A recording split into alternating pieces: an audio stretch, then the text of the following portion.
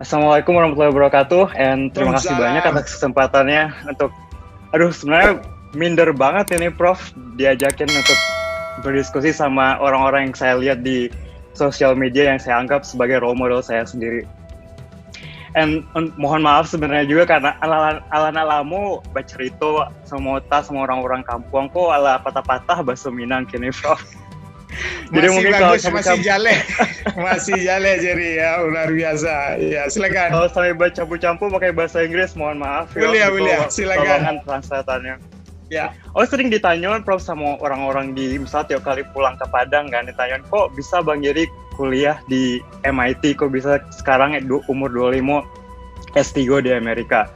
Sebenarnya pernah awak mimpi do Prof, soalnya awak gadang dulu buk minturun. Mungkin yang pernah dulu buk minturun tuh maksudnya di pinggiran kota lah. Terus kerajo dulu pas SD tuh mau ditangai Prof, kayak pulang rumah mau ditangai terus ngerajon PR nggak tahu bilo kan.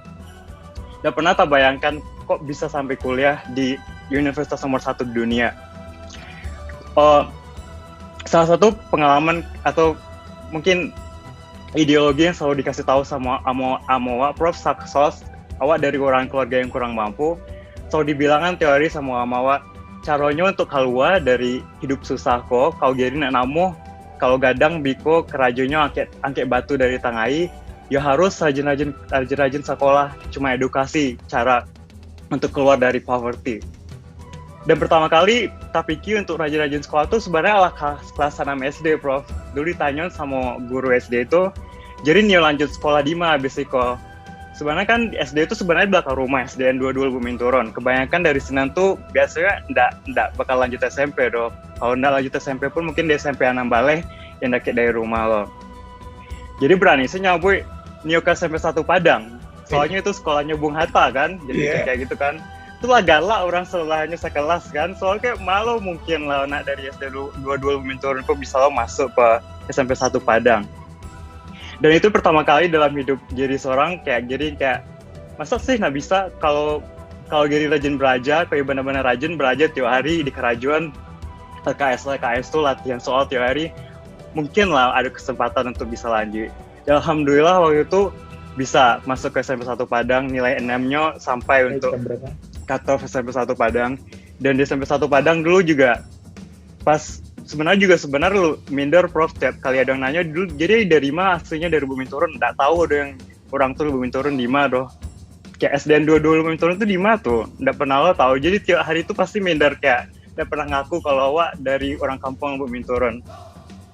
Tapi akhirnya karena rajin belajar tiap hari, karena jadi cuma tahu kalau untuk bisa lanjut punya masa depan kok dengan cara belajar ya yang jadi bisa tahu ya cuma belajar tiap hari. Dan akhirnya pernah dari sampai 1 Padang dapat nilai UN tertinggi di Sumatera, pernah ikut Olimpiade Sains Nasional dulu wakilan Sumatera Barat, dapat perunggu. Alhamdulillah dapat beasiswa ke Bandung di sekolah Turki. Dan itu sebenarnya lebih culture shock ke Bandung daripada ke Amerika. Soalnya dari tinggal di kampung lebih turun ke Bandung kan. Terus Bandung itu malah sekolahnya sekolah yang boarding school, dan itu dibilangnya kayak sekolah anak orang kaya lah provinsinya. Kawan-kawan SMA itu sedolannya mau tak Balioto baru, Balionda baru, abis itu main kama gitu kan, kamol kama, terus kayak awak orang kampung nggak ngerti kayak gitu loh kan. Terus tanya ke diri seorang, sebenarnya kayak nggak sanang lo Prof waktu itu kesinan. So dulu ingin sebenarnya lanjut dari SMP 1 tuh inginnya masuk pesantren dulu Prof. Soalnya dulu amawa cita-citanya masuk pesantren, itu tidak jadi karena tidak ada uang kan. Jadinya awak yang ingin lanjutin tuh masuk pesantren. Tapi karena takdirnya lah sampai di Bandung lo, ya udah awak tanya ke diri seorang, mangga jadi ke Bandung kok jauh-jauh. Dan itu tuh karena ingin dapat edukasi yang jauh lebih bagus daripada di Sumatera Barat. Ya itu jadi karena di Senan di sekolahnya tuh lebih aktif untuk ikut Olimpiade, jadi ikut latihan Olimpiade, di training tiap tahun itu ada sekitar sebulan dan guru-gurunya juga lebih mendukung kalau kamu ingin ikut Olimpiade silahkan keluar kelas, belajar di perpustakaan, belajar buku yang mau dibaca sendiri. Dan alhamdulillah pernah wakil Indonesia di International Biology Olympiad di Singapura sama Switzerland, terus dapat medali emas, dan itu yang malah membuka jalan untuk bisa kuliah ke MIT. Jadi I think cerita di sini tuh gak pernah pokoknya kita bisa lah bermimpi, tapi harus diwujudkan dengan cara bekerja keras. Setelah mungkin saya di Amerika ini sejak tahun 2013, dan pengalaman saya yang mau saya share ke teman-teman sekalian itu ada 2 poin.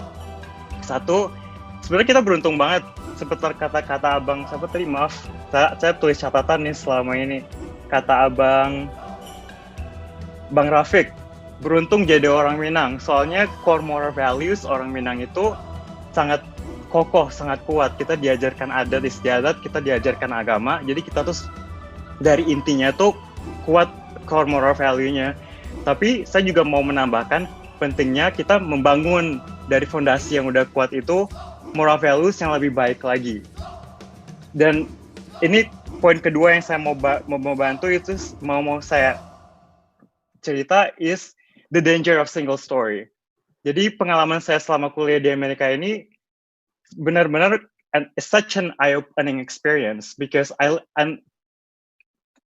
eye-opening experience apa sih bahasanya? Soalnya kita membuka mata lah ya, buka mata lah intinya itu. Oke. Terus saya pernah ngambil kelas dulu di MIT, itu kelas Intro to World Music. Jadi diajarin musik-musik dari dunia, dan salah satunya tuh musik Indonesia gamelan. Terus guru gamelan saya cerita kayak, oh dia tahu kamu anak dari Indonesia nggak? Pernah nonton film ini nggak, dokumenter namanya The Act of Killing. Dan itu cerita dokumenter tentang gimana dulu kasusnya PKI dan gimana Amerika ikut campur dengan pemusnahan semua orang komunis. Dan saya kira saya orang yang ikut teredukasi dan tahu dengan sejarah negara saya sendiri kan, Prof. Dan malah saya nggak pernah dengar sama sekali, oh kayak gitu kok. Pernah di Indonesia itu ada sejarah berdarah yang banyak banget orang dibunuh karena dianggap orang komunis. Saya sendiri malah nggak tahu sama sekali. This is what exactly I want to tell you about. This the danger of single story. Knowing a story from a single perspective and not knowing what is happening on the other side. Jadi buat milenial sekarang ini, yang saya anjurkan adalah, soalnya sekarang kita dengan sangat mudah immerse yourself in a new culture and a new experience, and it's easy for you to understand what are the other side of the other story. Bisa nonton film, bisa lihat vlog sih. You can experience what it's like to be in the US without being in the US itself. You can just watch it from your bedroom via your smartphone. Jadi penting banget intinya kita jangan pernah mengambil cerita cuma dari satu perspektif. Harus cari tahu, baca lagi, mungkin nonton di YouTube atau nonton film gimana sisi dari cerita yang lain. Dan dengan itu kita bisa membangun a stronger core moral values. Oke. Saya mau mengakhiri dengan satu quote ini, Prof.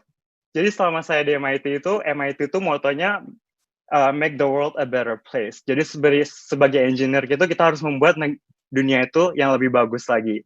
Dan pas saya lulus itu pembicaranya itu Tim Cook, CEO-nya Apple yang bikin iPhone. Dan dia mengatakan satu kalimat ini yang melekat ke diri saya sendiri. Measure impact in humanity, not in the likes, but the lives you touch and the people you serve. Jadi measure your impact in the world. Jadi bukan dari likes Instagram, bukan dari influencer, bukan dari berapa YouTube views-nya, tapi dari berapa jumlah orang yang kamu bantu, yang kamu inspirasi, dan yang kamu touch.